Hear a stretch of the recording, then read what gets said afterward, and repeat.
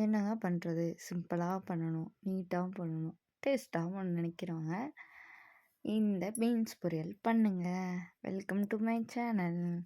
First beans எடுத்துக்கிட்டு ஒரு தக்காளி, ஒரு பெரிய வெங்காயம், 2 சின்ன பச்சை மிளகா, தென் வரமிளகா 2 கூட போட்டுக்கலாம். கருவேப்பிலை எடுத்துக்கோங்க.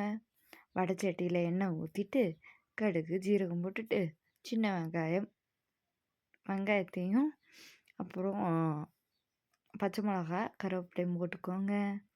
நல்லா பொரிஞ்சிச்சுன்னா அதில் தக்காளி போட்டுக்கோங்க.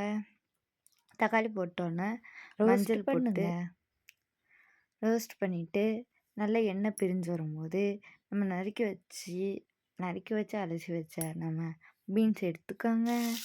பீன்ஸ் எடுத்துகிட்டு அதை போட்டுட்டு வதக்குன எண்ணெயிலேயே நல்லா ரோஸ்ட் பண்ணுங்க. ரோஸ்ட் பண்ணிவிட்டு உப்பு 1 ஸ்பூன் நான் போட்டிருக்கேன். உப்பு போட்டுக்கோங்க. போட்டுட்டு அதே நல்லா ரோஸ்ட் பண்ணிடுங்க. நல்லா வெந்து வரணும். ஓகேங்களா?